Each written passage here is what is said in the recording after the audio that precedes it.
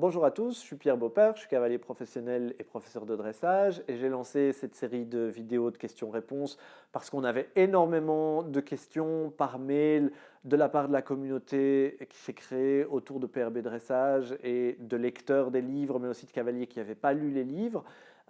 Et plutôt que de répondre individuellement par écrit à chaque personne, je me suis dit que j'allais enregistrer des vidéos pour essayer d'aider un maximum toute la communauté et qu'il y ait un maximum de cavaliers qui se retrouvent dans les questions que d'autres cavaliers peuvent poser et dans les réponses que je vais faire. Donc on va tout de suite commencer par une question. Alors, il s'agit de Clara, qui a un cheval qui s'appuie fort sur son mors. Elle ne nous précise pas grand-chose de plus. Elle nous dit qu'elle a un cheval qui s'appuie très fort sur son mors et elle aimerait bien savoir quoi faire pour améliorer ça. Alors, dans ce genre de situation, que ce soit un cheval qui n'est pas léger, qui tire, qui arrache les rênes, qui s'appuie sur son mors, à condition évidemment qu'il n'y ait pas de défense type cabré, cheval qui ne veut pas avancer, parce que j'ai fait une autre vidéo spécialement là-dessus, donc je ne vais pas revenir sur ce genre de défense, mais juste sur des chevaux qui tirent ou qui s'appuient. La première question à vous poser pour résoudre ce problème-là, c'est dans quelle direction est-ce que le cheval tire sur les rênes? Alors souvent le cavalier me dit bah, il tire, c'est tout. La correction de ce problème va énormément dépendre dans quelle direction le cheval tire. Alors il y a des chevaux qui tirent très très fort sur les rênes, parfois difficile de savoir exactement dans quelle direction, mais ça peut parfois aider de se dire tiens, si j'ai mes rênes et mon cheval tire, si je lâchais les rênes d'un coup sec, qu'est-ce que le cheval ferait et dans quelle direction irait sa tête? Est-ce que le cheval tire vers le bas, vers l'avant ou vers le haut? Vers le haut, c'est ce qu'il y a de plus rare, mais ça peut quand même arriver.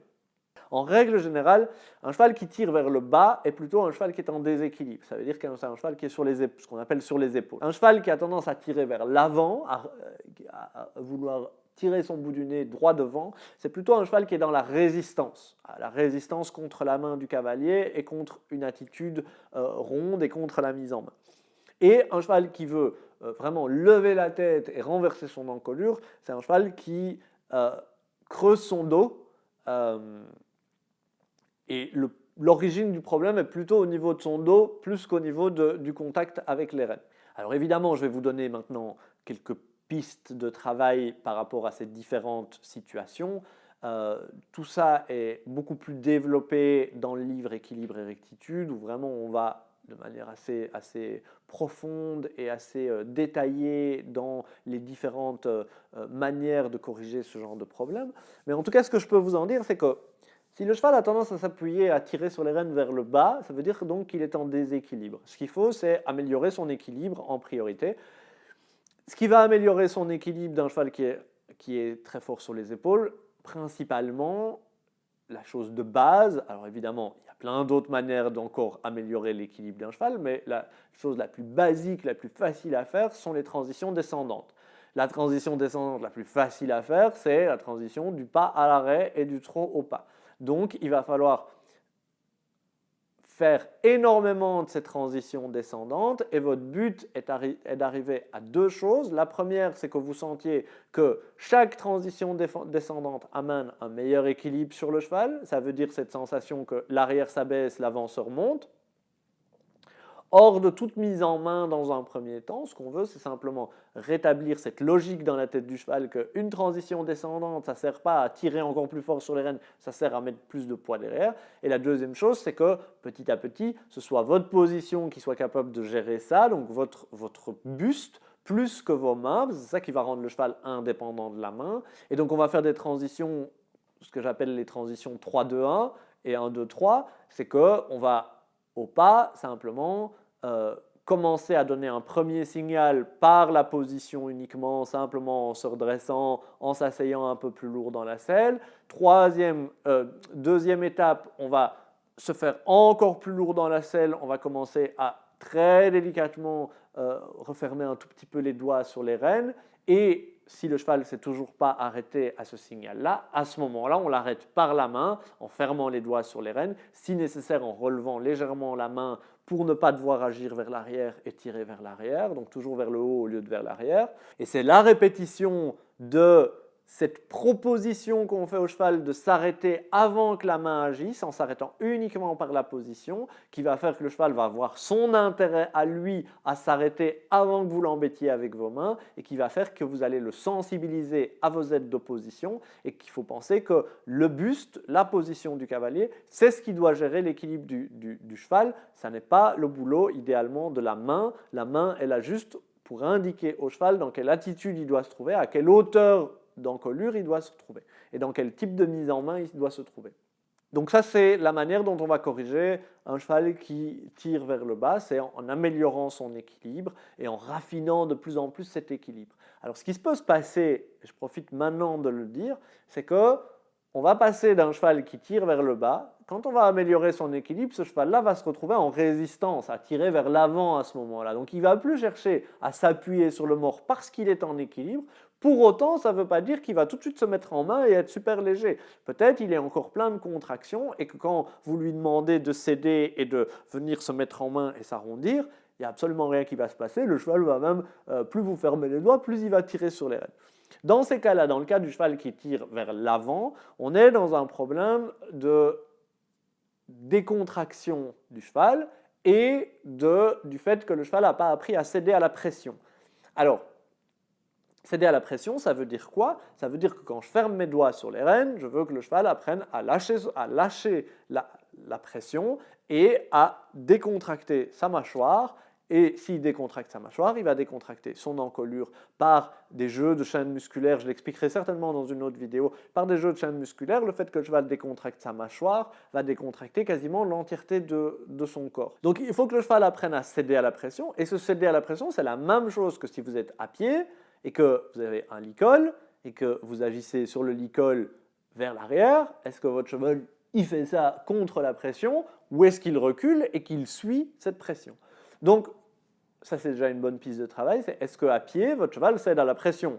La pression étant toutes les pressions. Est-ce que si je mets mon doigt contre son épaule, le cheval bouge son épaule en suivant la pression ou est-ce qu'il vient contre la pression? Est-ce que si je mets mon doigt sur son ventre, est-ce qu'il bouge son ventre ou est-ce qu'il vient s'appuyer contre mon doigt? Je vois beaucoup de chevaux qui cèdent très très bien à l'intention. Ça veut dire le cavalier fait ça sans le toucher, le cheval recule parfaitement bien. Par contre, sur ces chevaux-là, quand je viens les manipuler et que je mets ma main sur leur chanfrein, le cheval vient contre ma main et vient résister. Donc il faut faire très attention si vous travaillez beaucoup à pied, selon l'idée d'essais de jeu, de Parelli ou d'Andy Booth ou de qui que ce soit, que c'est super que votre cheval réagisse à l'intention, mais dans l'équitation proprement dite, dans le dressage ou le CSO ou l'équitation où on va chercher à mettre le cheval dans la mise en main, on est sur de céder à la pression.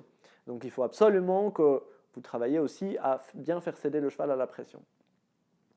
Donc ça c'est une première chose, c'est que votre cheval, quand il sent une pression, au lieu d'aller contre elle, il apprenne à céder, il apprenne à la suivre. Ça va déjà énormément, une fois que c'est bien dans la tête du cheval, ça va énormément l'aider pour que quand il sent la pression du mors, il cède au lieu d'y résister, au lieu de se faire mal dans la bouche. Il y a des chevaux qui, l'inconfort de cette pression du mors dans leur bouche, fait qu'ils vont s'appuyer encore plus fort parce que du coup ça va endormir leur bouche avec la pression et du coup ils ne sentent plus rien. Si vous mettez un élastique autour de votre doigt, au bout de 5 minutes vous ne sentez plus rien sur le bout de votre doigt parce qu'il n'y a plus de sang qui passe. C'est exactement la même chose dans la bouche du cheval. Là effectivement vous donnez un peu le bâton pour vous faire battre par tous les cavaliers qui reprochent de monter avec un mors et qui disent que ça fait mal au cheval. Oui, tout autant qu'un licol peut faire mal au cheval quand il est mal utilisé, c'est une question de comment est-ce qu'on l'utilise. La deuxième chose maintenant à un niveau un petit peu plus dressage, on va dire, en tout cas un peu plus technique pour comment est-ce qu'on peut aider un cheval à mieux céder, une fois qu'on est à cheval en tout cas, les flexions, plier le cheval va beaucoup l'aider à comprendre comment venir s'arrondir, dans quelle direction il doit suivre cette pression pour venir se mettre en main quand le cavalier ferme les doigts. Et le fait de ralentir très fort les allures, alors en général on fait ça au pas, on va dans un pas très très très très lent pour que le cheval doit vraiment bien s'assouplir, plier ses articulations. Dans cette lenteur-là, on sait qu'il ne perdra pas l'équilibre, donc on ne va pas basculer et faire le yo-yo de cheval qui résiste parce qu'il il résiste à la pression et qu'il n'est pas décontracté, et puis cheval qui résiste parce qu'il est sur les épaules, et puis de nouveau parce qu'il n'est pas décontracté. Donc le fait d'aller lent permet de garder un bon équilibre. Et puis par les flexions, on va petit à petit apprendre au cheval que quand on ferme les doigts, il doit céder, et que dès qu'il a cédé, on réouvre les doigts. Donc ça, c'est quelques